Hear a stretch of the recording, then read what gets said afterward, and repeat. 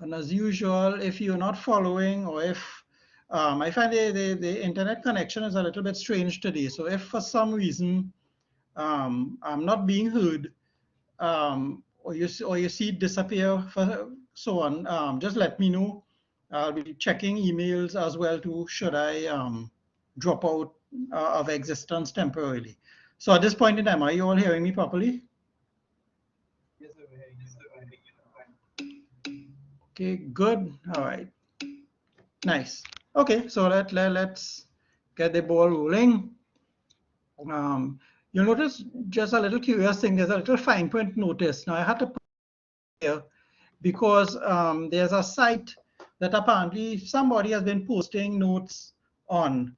Now this site is a subscription site, but they're posting some of our notes online from other classes, at various levels.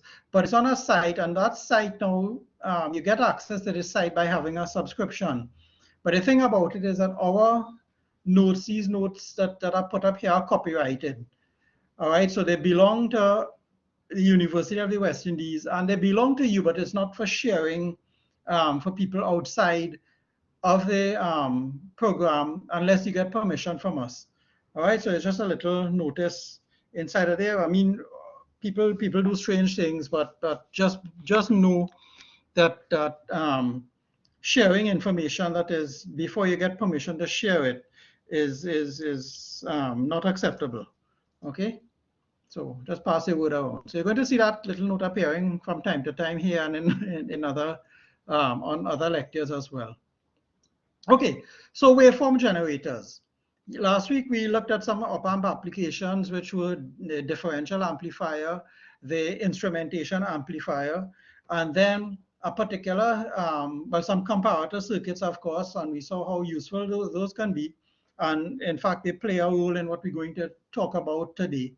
And then we spoke about some units called precision rectifiers that allowed you to rectify circuit voltages that were less than the 0.7 volts that a diode normally takes to operate. And as we saw, the function of the op-amp in all of those circuits, in the rectifier circuits, was basically, as somebody had pointed out in the chat, as a valve. The op-amp adjusts itself to turn the diode on or off. But once the diode is on, it's either a short circuit as far as the op-amp is concerned, or an open circuit, which means that it doesn't exist. And you either, to figure out how the circuits work, is that once the diodes are on, you replace it. You could replace it by a short circuit and follow the diagram through. Or if it's an open circuit, you sort of erase it from the circuit diagram and try to figure out how the operation works.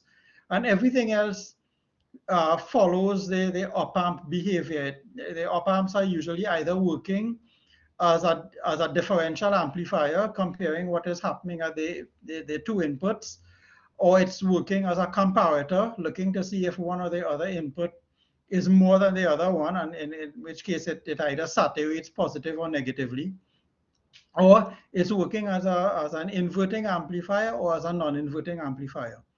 And everything else, we make use of that to try and generate some behaviors. And today we're going to look at some of those behaviors in the form of some waveform generators called multivibrators. Right, so multivibrator circuits are circuits that have stability depending on how the circuit is configured. The first multivibrator is one called an astable or astable. Some people use the term. It means that it is not stable in any state. So when you put it on, the output continuously goes from plus saturation plus V output, whatever is the saturated positive output, to minus VSAT. And it keeps going back and forth until you tell it to stop. Right? So it's not stable. It doesn't remain in any of the states more than a particular length of time, and we can control how long it does that.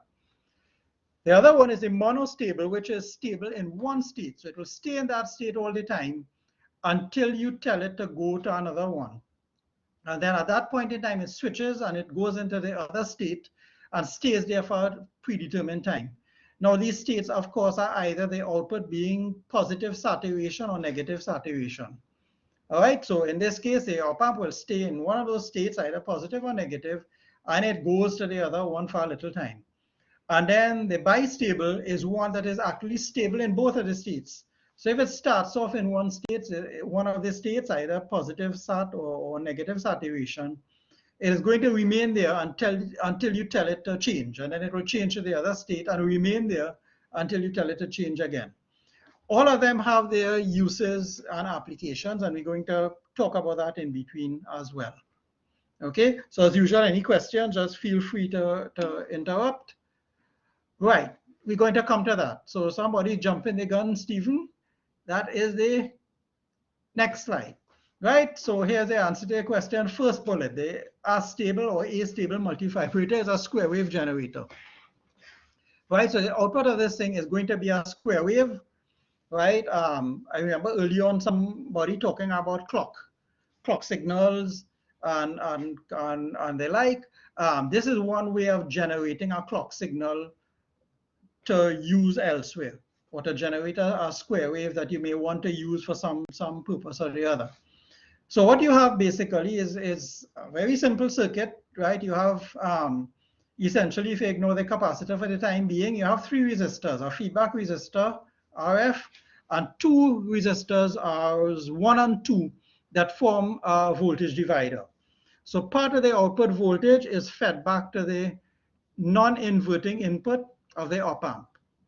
So how does that help us? Well, essentially this way. So let's assume, for no particular reason whatsoever, that the op-amp, you switch it on, and that V out is plus V sat. Right, so it's sitting down at the positive output saturated voltage. At that point, here is some portion of V sat, okay, determined by this little resistor chain here. So I could call this beta V sat, okay. So there's some portion here, and that means that the non-inverting input of the op-amp is sitting down at that beta V sat, whatever that fraction of the output we design, it is sitting down at that particular voltage. All right, so here is at that voltage here level. So if V out, assuming that we started off and the capacitor has nothing on it, no charge, V out goes to plus V sat. Here, the positive now is sitting down at a fraction of V sat, right? Whatever that is. It's sitting down here. Because the output is as positive V sat now, the capacitor is going to charge. It's going to charge through this resistor. So what you're going to see now is that the capacitor charges. As the capacitor charges, at some point in time, the voltage here is going to exceed beta V sat. And when that happens now, the output of the op-amp suddenly goes from positive V sat to negative V sat. Well, I drew that very badly. But anyway, it goes from positive V sat to negative V sat. And what happens then? At that point in time, if here is now negative V sat, here is V sat, whatever that is, right? We choose that. So here's negative, here's negative. So the capacitor now starts to discharge. So it's just discharging here. And eventually it's going to drop to, because here is minus V sat, eventually here is going to drop to a voltage that is below the negative beta V sat here, and the op-amp is going to switch back to positive. and the process is going to restart and continue indefinitely. Yeah, fair enough?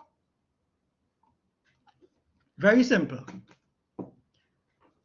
So what we have in terms of the little equations that you have to know, of course, we call minus VSAT, this thing here, the little, the proportion, well, in the slide here, I'm using lambda, it could be beta, whatever it is. Some books use beta, some use lambda, some don't use anything at all. The lower voltage at which it switches from negative to positive, we call VLT, or lower threshold. VUT is the upper voltage at which it switches, which is V upper threshold. And all of them, it's the same voltage divider, that same fraction of either positive VSAT or negative VSAT. Most operational amplifiers, VSAT positive and negative are identical. All right, there are some op-amps that may not be. And if you are operating the op-amp, remember most op-amps operate on a bipolar supply, but there are some operational amplifiers that are designed to operate on what they call a single-ended supply, which is between ground and VCC.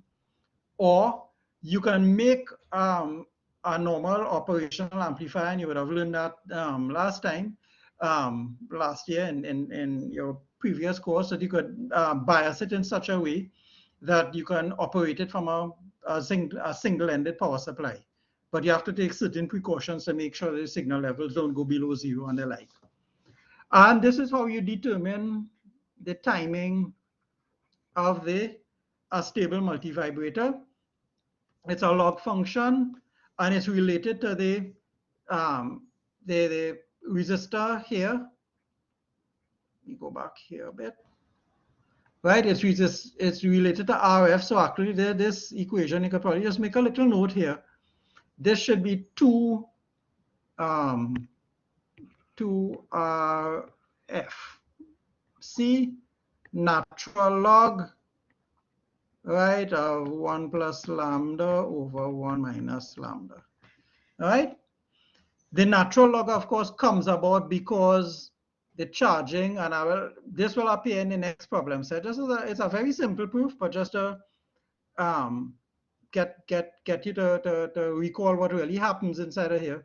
You remember the capacitor, there's a charging, which is a e to the minus t over r c bit that appears. This expression appears in both the charge and discharge form. So to get rid of the E at some point in time, to get rid of the E, you're going to have to take a natural log of it. All right, which is where this little bit comes in. Yeah? So any questions on that bit? The other one is a little more complex, but fairly straightforward. And you can use this to generate, as we say, clock signals for circuits. So for instance, when you did logic circuits, for instance, logic circuits need a clock to function to do certain things. The sequential logic circuits need a clock to function. This is one way of generating the clock. After you generate this, you're going to have to run it through a little circuit so that you don't get a negative VSAT, that it will go from positive VSAT to ground. And that is fairly straightforward if you think about some of the things you've learned already on how to do that. So you can get a positive going clock at whatever frequency. The frequency is limited by the op-amp.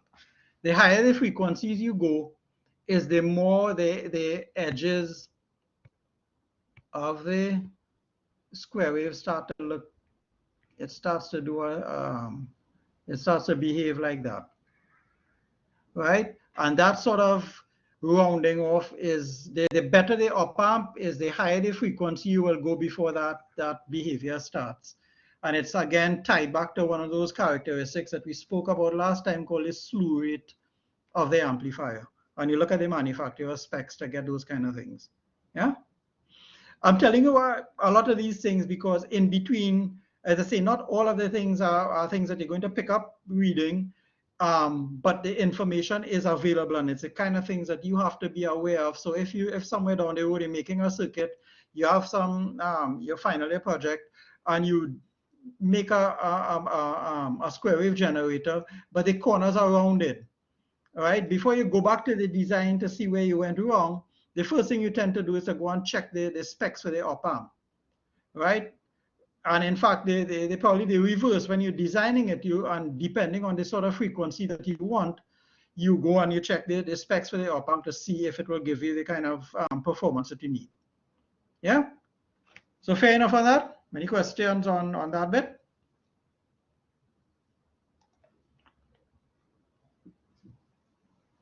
Yeah?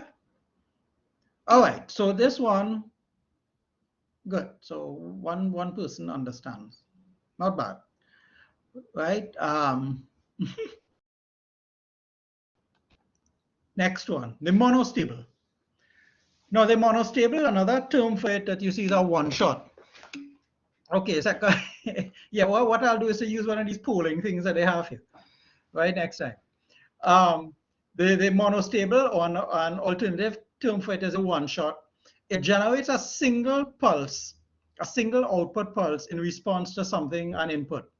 And the length of the pulse depends on those two components circled in the little red boxes there, a capacitor and a resistor. These values here were just typical from the notes that we used. And again, if you want to try this out on multisim or something like that to see the values, you would be able to see they give some reasonable values to illustrate what we're doing inside of here. Notice the same sort of arrangement again. So let's go here, right? Kind of broke it apart a little bit. So it is like the astable or astable multivibrator, which is in the yellow, the sort of yellow shaded box. If you go back a couple of slides, you will see that that yellow box and this here, if you ignore the capacitor, are the same. All right, so this and this in the yellow box are in fact the same. The only thing different here is that the feedback resistor RF is horizontal here. So in fact, not even that. The only difference really is that the capacitor is missing, right? If you look here, the only difference here is that we have that capacitor. All right. So the circuit, you take the stable now, and we're going to add some extra components. Ignore D3 and RD for the time being. We'll come to that a little later on. So what I'm going to do is that onto RF now, we are going to put a diode and a capacitor. And then on the input, we're going to put another diode, and then we have a little RC circuit here as well.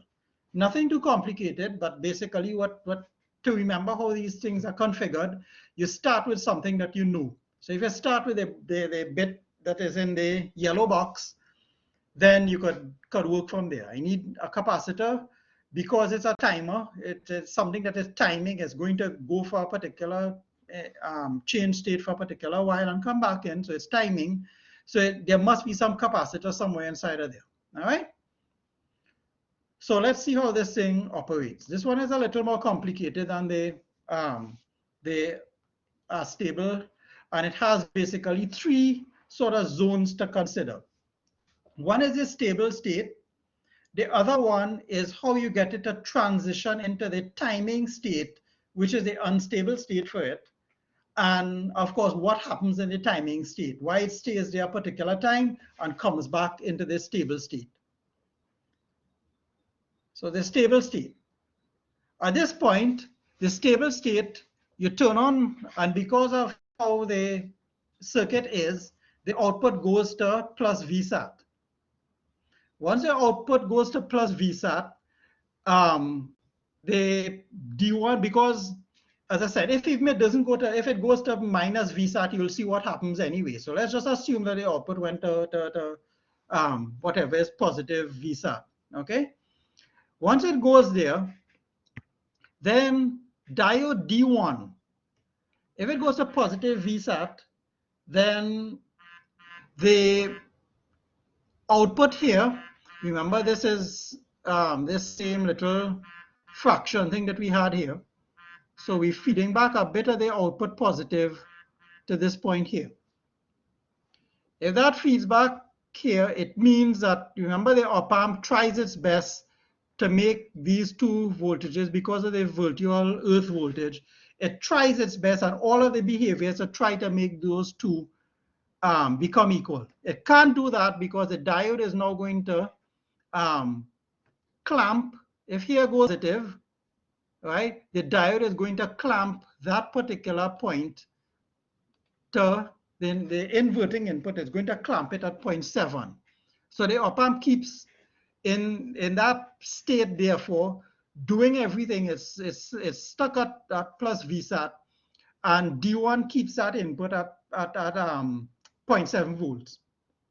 So it stays there. Nothing you do at this point in time is going to change that, and the op-amp will keep in that point, at that point, until you do something. So how do we get it to move? Well, we transition it now by doing something here. At the input, we send a negative pulse on the input that is going to be at least bigger than minus V upper threshold. Remember, if V upper threshold is this value here, right? Remember, we calculated that from a little previous thing. We call this V upper threshold. That is a positive upper limit that this point has, right? So we take a negative going pulse and we send that to at least a negative voltage equal to that. What that's going to do now, so first thing, we send a negative pulse at this point. I will talk about what C in and R in does in a little while, right? Just temporarily ignore those two. If I send that negative, then at that point in time, I am going to pull.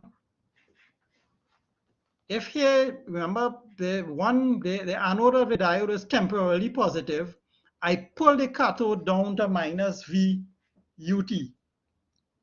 If that is the case, the anode side of the diode is going to become pulled to just 0.7 volts above whatever the input is. So here is going to go down negative. Yeah? Once that point goes negative, remember, here is still at 0.7 volts. So if here goes negative, here is 0.7, this point is going to drop to minus VSAT. One second.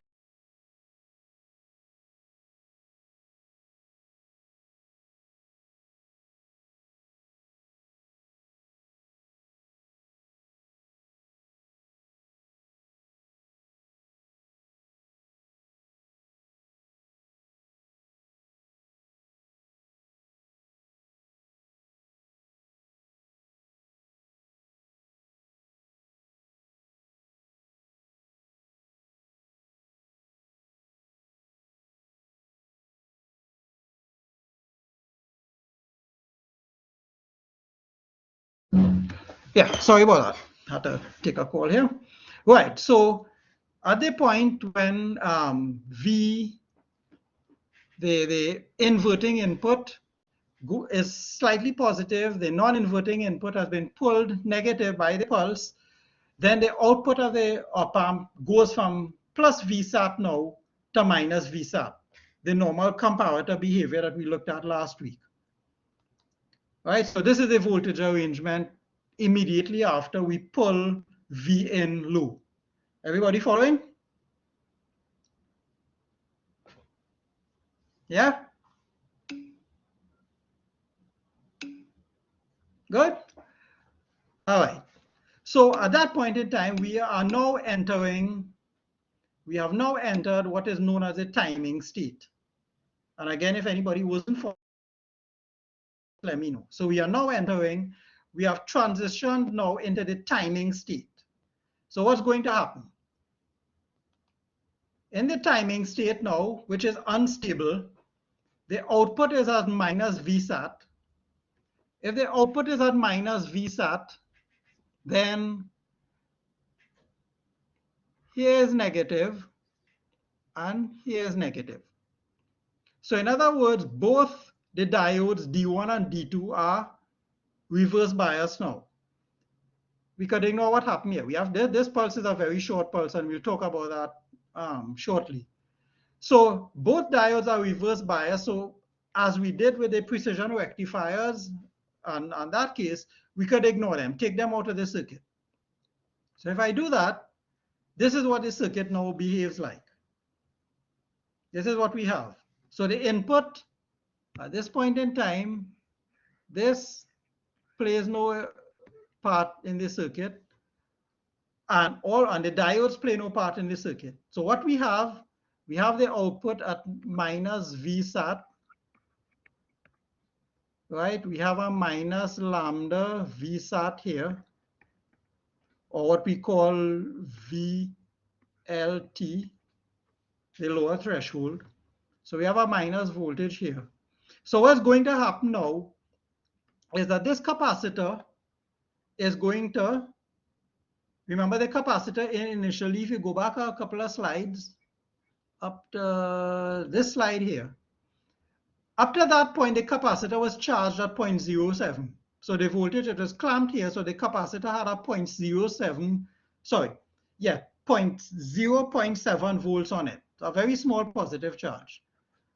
At this point in time now, when we're in the timing mode, here's minus Vsat. So the capacitor is going to discharge from plus 0.7 volts, is going to start discharging through RF. As far as it discharges, right, it discharges through there, and then of course it recharges to, remember here is at minus Vsat. Right, so the operation there, it recharges, and then eventually as it gets to minus Vsat, remember this point here is at some fraction, that is a fraction of Vsat, so it is less than minus Vsat.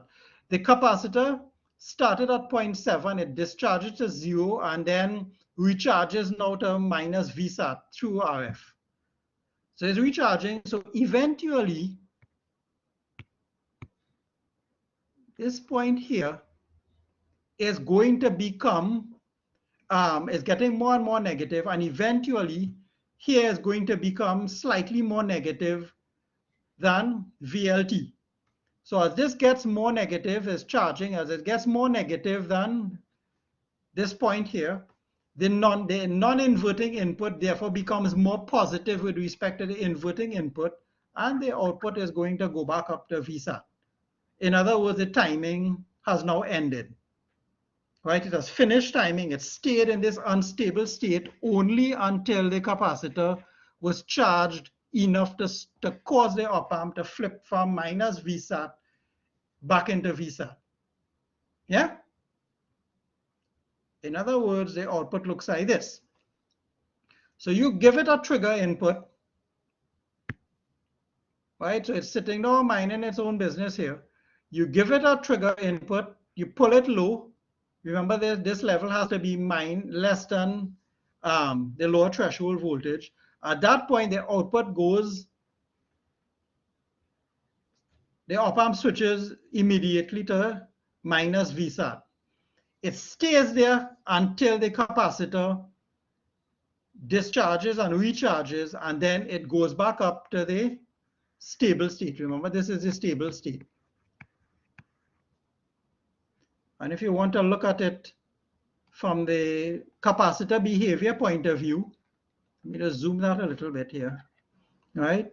At the point when we started it and it triggered, so once it's here, the capacitor, remember the capacitor is at 0.7 volts, it discharges through 0. Oh, let's get that a little bit smaller. Right? It discharges through 0 and then recharges until it reaches minus the what do you call it, the threshold voltage that we had, which is this voltage here. Let me just go back to the here. sorry, which was that? One of these. Right. At least minus VSAT, minus lambda VSAT. So it keeps charging to that. And then at that point, the timing stops. And the system returns. But look what happens to the capacitor. The capacitor still now is at minus beta V out. And once the output goes to positive again, the capacitor now has to recharge itself back up to 0.7 volts. Yeah? Fair enough? We'll come to the equation in a second. Everybody understand how it's operating?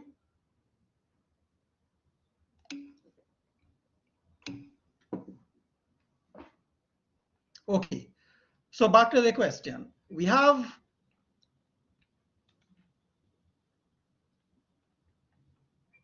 where are we? Where is the best circuit for this? Nope, just now. Hold on. Go backwards. Right. Good.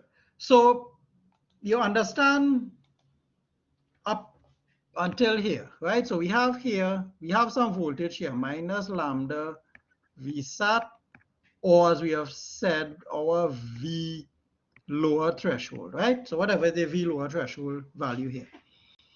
This capacitor has been charged to 0.7 volts because of the diode. It was clamped to that voltage from before. That's clear, right? Fair enough? I know, good. I now force this point, remember here is minus V, whatever it is, right? Minus VSAT. If that is minus VSAT now, the capacitor is going to discharge from 0.7 volts and it's going to recharge. It's a polarized device. You could charge a capacitor with a positive. If you ground the one plate of the capacitor, you could charge the other one to a negative or a positive voltage, right? So it doesn't affect the behavior. So I charge, for want of a better word, I charge the capacitor because I'm putting the positive terminal on ground. So it's discharging. And it discharges, and it basically the negative terminal now gets charged to minus VSAT. And once it does that, as soon as well, not quite minus VSAT, is trying to get there, but as soon as it exceeds the voltage at that terminal, which is being held at this value here, this terminal, the output goes to positive VSAT now, and the discharge process stops. At that point, you have a positive here now, so the capacitor is going to have to, that's here, you have charged the capacitor to a negative voltage. Now the capacitor is going to have to discharge and recharge back up to the positive stable voltage, which is up to 0.6 volts. Make sense now? Yeah? Good. So the timing relationship, again, it's again because the timing depends on our capacitor, which is a e to the something. So is it discharging when it goes back to zero? Terminology, if you want to say it's the capacitor charges to either positive or negative voltage, right? If it has positive and it goes to zero, and then it's going negative, we would probably say it's discharging from the positive value to a negative value. And from the negative value back to the positive, we probably say that it's charging. So discharging will carry it from positive to negative, and charging will carry it from negative to back to positive. All right? But don't let the terminology tie you up. Just remember what is on the capacitor itself. Is it a positive or a negative voltage? If it's negative and you change the voltage across the capacitor, then it's going to have to change the polarity of whatever is stored on it. The charges are going to have to it's going to have to carry current in whatever circuit is connected to change the charge back so the polarity reflects the voltage that you have on it. All right? But just maybe for nomenclature, if it's positive and we're sending it negative, it's discharging. And if it's negative and going back positive, we could probably say it's charging. Okay? And because the charging or discharging again is a e to the minus t over r c behavior, right? That is going to create a the natural log in the answer that we have. So the timing, the width of that pulse, right, is RF and C, that capacitor, the minus voltage saturation limit and the lower limit. So it's really only dependent on those two. And the 0.7 has to do with diode D1. Okay?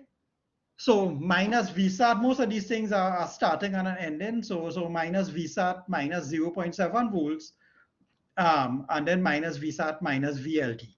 That's the sort of voltage difference you're looking at. So one voltage window is here, and the other voltage is between here and here. All right? Right. So one of the things about this particular monostable.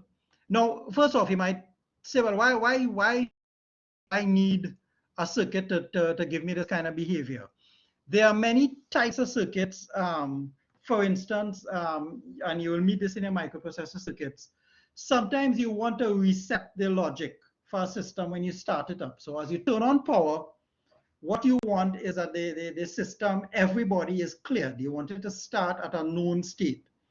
So one such way of doing that is to reset everybody.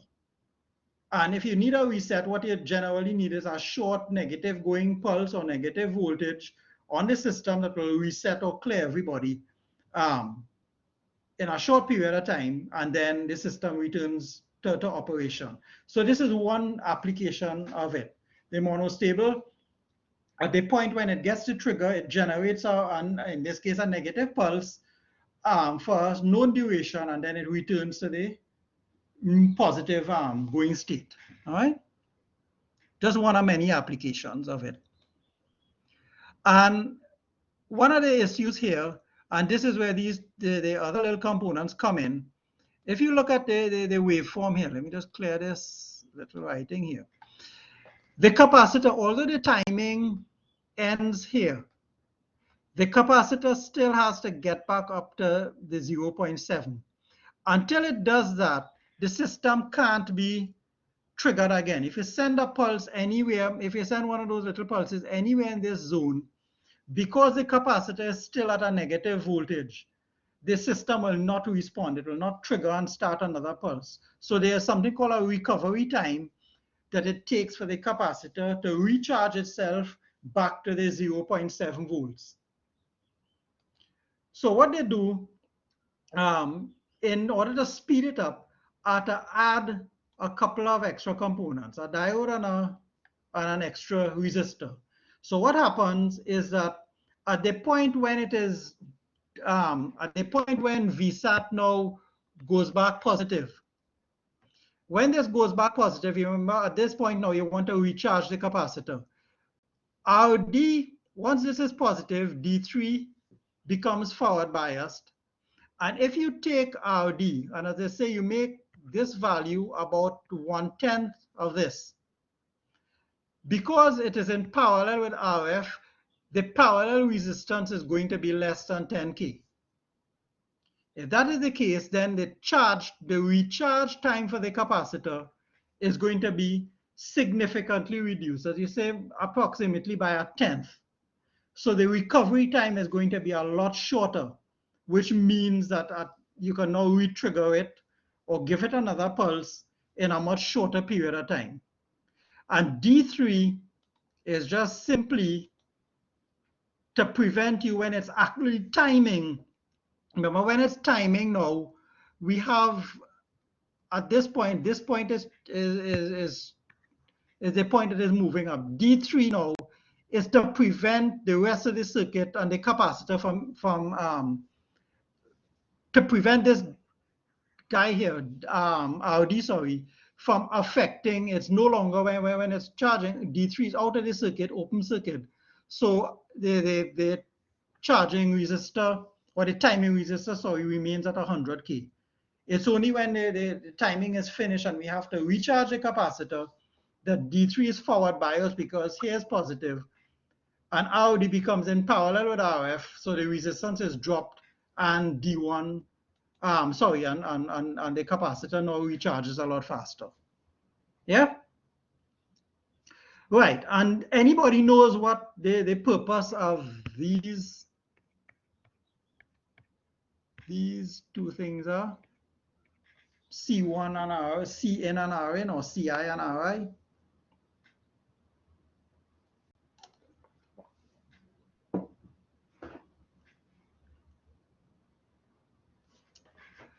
If I were to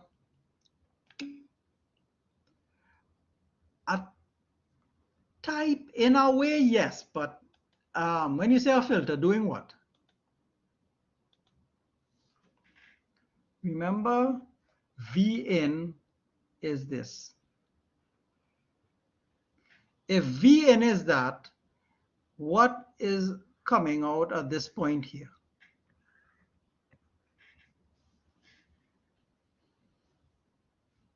If Vn is a negative going pulse, then this little RC, it is a form of a filter, but what it does is that the capacitor, remember here's our ground, we put a negative going pulse here. At the output of the capacitor, we're going to get something looking like this. Right? Negative going pulse means we drop the voltage on the capacitor immediately to whatever is the value of the negative going pulse. We remove that, but at the output of the pulse now is going to slowly charge back up this way. Remember, it's a negative going pulse. So if here's negative, then ground is positive with respect to it, so the capacitor tries to recharge. So you get a pulse going in of some width, but regardless of that, because of the little R and C here, the time constant of this is very short, 0.1 microfarad, and 10K is a very short time constant. You get, in fact, just a negative going, a very sharp negative going pulse, edge almost. And that is what causes the timing behavior in the system. So it really doesn't, you could put, so for instance, if you are generated this pulse by, for instance, pressing a switch, you press the switch and you hold the switch down. Once it got this bit here, you could keep the switch negative, that's fine. This would have done this bit, it's going to do this, and the system will fire off the single pulse for you. Yeah? Fair enough? So a little extra, that's called a trigger circuit, and you would see that appearing from time to time in timing circuits and the like. But it is a form of filter. What it has done, it is a high pass filter, so it's taking out all the low frequency component. This is a very high frequency behavior here. So yes, you're correct. But what it's actually doing is by taking out the low frequency components, it leaves a high frequency, which is just essentially a negative going, a very sharp negative going spike. Fair enough? Make sense? And the last one, which is very easy to understand, is this one, a bistable multivibrator or an analog flip-flop. You would have come across flip-flops in your digital electronics, or probably you're about to do that, JK flip-flops, Ds and the like. This one has two stable states, and it's either positive or negative, and it will stay there depending on what you do. So if for some reason you turn on the circuit, right, and whatever is, when you turn on the circuit, whichever of these two terminals, if the positive terminal assumes a value slightly greater than the negative terminal, this is going to go positive for the time being. It will stay there because once this is positive, here's positive, here's positive. So it's going, that feedback is going to keep this positive until you do something else. That something else, again, is a negative trigger. So if it's positive and you put the negative trigger here, here is going to give me that little spike, and briefly the inverting input is going to be more negative than the positive going input, and this is going to go negative. If that goes negative, right? So if here is negative, here's negative, here's negative, right? And the circuit behavior, this doesn't have anything coming into it. So it's going to basically keep this thing at that negative state until I put a positive going pulse here now. Positive going pulse is going to give me this thing coming out here. And once this on the point here, this is negative. As soon as it exceeds it, right, at this point, and actually the other way wrong, yeah? My mistake. Let me backtrack here a little bit. I think I just made a little mistake here, right? If here is positive, here is positive. By sending this negative, right, by sending this negative here, this goes negative, correct. And by sending it, yeah, I said the wrong thing. And then if I put this now positive here, here's negative, right? Sorry, the negative thing, I started positive, I put a negative positive, go negative. If I go positive here now, it's going to make here more positive than there. So the circuit is going to flip to the positive side and come back up again. It stays there indefinitely. So until you do anything, and where it starts doesn't matter. When you power up the circuit, it's going to randomly go positive or negative. But you use this sort of behavior, this flip-flop behavior, sometimes as a switch. So depending, you have one switch coming in, I could either set the output positive or set the output negative. All right. Sometimes you want to detect certain sort of behaviors. So if, for instance, if this system, you want a system to detect negative going pulses, you have the system and you have the bistable in the positive mode. As soon as the negative pulse comes in, this is going to switch. So then you know when the negative a negative pulse comes in. So like pulse detection, that kind of behavior, right? And there are all sorts, there are hundreds of applications for these things. All right. Probably the simplest one, this and they are stable. The monostable is a little more complex, but we said, if you remember that just a second, would there be an additional system to do this switching? Yeah, usually the input here is if you think about it, it would be something like, it could have a power supply and a switch, for instance. It could be a logic signal. So for instance, coming in here could be a logic signal like from an inverter. Right, you have some logic circuits and so on, and when this goes positive, you get a negative going. This goes from 0 to some negative value, and that creates the negative pulse here.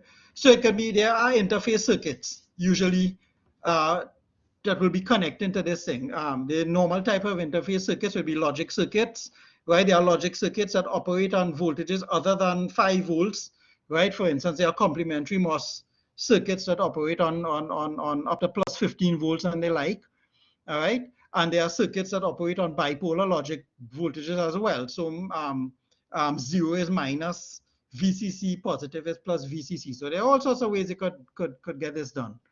And you yourself know, for instance, you can use a transistor to switch between, let's say, 0 and 5 volts and plus and minus 15 volts for argument's sake. This transistor can act as a switch between a unipolar supply and a bipolar supply, right? You would have done some of those things already, all right? So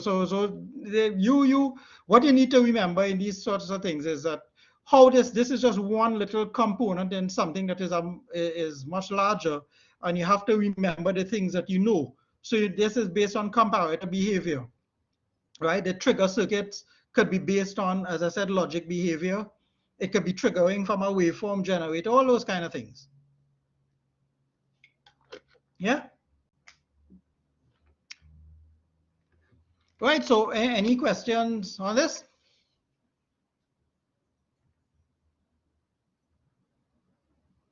Everybody all right? Okay. So what we're going to do, as I said, I put up the problem set, have a look at it, consider the questions, and then in the second half of tomorrow's class, we will go through how to approach the answers, and then you will go and actually figure them out. If you have time to attempt any of them, right? But it will serve as a bit of a reminder to refresh what we've gone through, at least for the power supply part. It covers the majority of that section so far. All right. Okay, so if everything is all right for the time being, I will see you all tomorrow at 10 o'clock, please God. The slides are up and the problem set as well. So let me stop the recording.